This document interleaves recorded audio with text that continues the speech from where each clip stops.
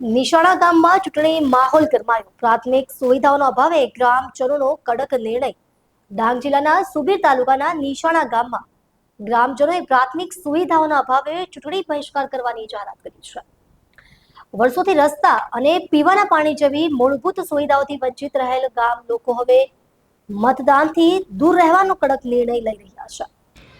પ્રાપ્ત માહિતી અનુસાર ગામમાં ન તો પાકા રસ્તાની સુવિધા છે અને ન તો પૂરતું પીવાનું પાણી ઉપલબ્ધ છે. હર ઘર નળ અને જળ સે નળ જેવી યોજનાઓ માત્ર કાગળ પર જ સીમિત રહી હોવાના આક્ષેપ ગ્રામજનો કરી રહ્યા છે. ગામ લોકોનું કહેવું છે કે વર્ષોથી તેઓ પાકા રસ્તાની માંગ કરી રહ્યા છે, પરંતુ સ્થાનિક નેતાઓ દ્વારા કોઈ અસરકારક કામગીરી કરવામાં આવી નથી, જેના કારણે રોજિંદા જીવનમાં ભારે મુશ્કેલીઓનો સામનો કરવો પડે છે. ગ્રામજનોએ સ્પષ્ટ ચીમકી આપી છે કે જ્યાં સુધી રસ્તા અને પાણી જેવી મૂળભૂત સુવિધા ઉપલબ્ધ નહીં થાય ત્યાં સુધી તેઓ મતદાનમાં ભાગ નહીં લે. માત્ર સ્થાનિક સ્વરાજની ચૂંટણી જ નહીં, પરંતુ આવનારી વિધાનસભા ચૂંટણીનો પણ બહિષ્કાર કરવાની તેઓએ જાહેરાત કરી છે. ઘટના તંત્ર માટે ચેતવણી સમાન છે.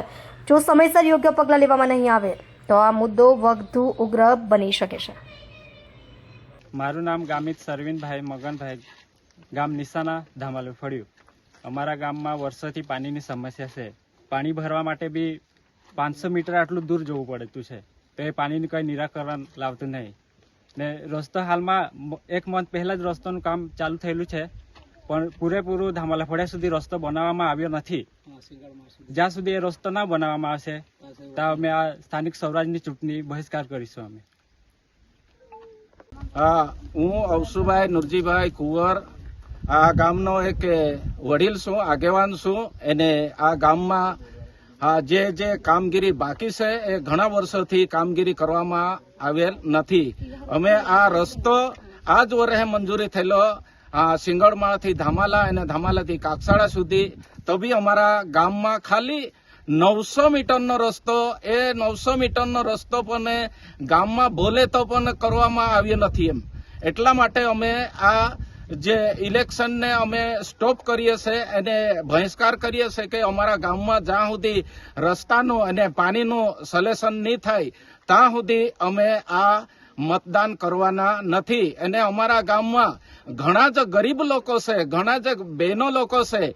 આ લોકોને ઇન્દિરા આવાસ કે સરદાર આવાસ કોઈ સરકાર તરફથી મળેલ નથી. અમારે અહીંયાથી નિશાણા જોવો હોય તો ઓછામાં ઓછું અમને 10 થી 12 કિલોમીટર પડે. અમારું એક ધામાલા અને સિંગળમાળ ફળ્યું છે. આ નિશાણા ગામથી ઓછામાં ઓછું 13 થી 14 કિલોમીટરનો અંદરનો ફળિયું બોલે. એટલે અહીંયા ખાલી જે પંચાયત મારફતે તો બી કઈ જ કામગીરી આજ દિન સુધી ગોટા મેટલિંગ કે રોડ કે કોઈ પાઇપલાઇન નું કે બોર કે કઈ જ કામગીરી હજુ સુધી કરવામાં આવી નથી. એના કારણથી અમે અત્યારે તાલુકા જિલ્લાને અમે કોઈ વખતે આવું અમે ચૂંટણી બહિષ્કાર નથી કરી, પણ અત્યારે અમે ચૂંટણી બહિષ્કાર કરવાના છે. કેમ કરવાના કે અમારો રસ્તો બોલતો હતો તો બી અમને રસ્તો નથી બનાવી આપ્યો. અમારા ગામમાં પાઇપલાઇન છે તો બી અમને પાઇપલાઇનમાં પાણી નથી કે કૂવામાં પાણી નથી. એક જ કૂવો છે, એક જ કૂવામાંથી તો બી પાણીનો અમને તકલીફ પડતી છે.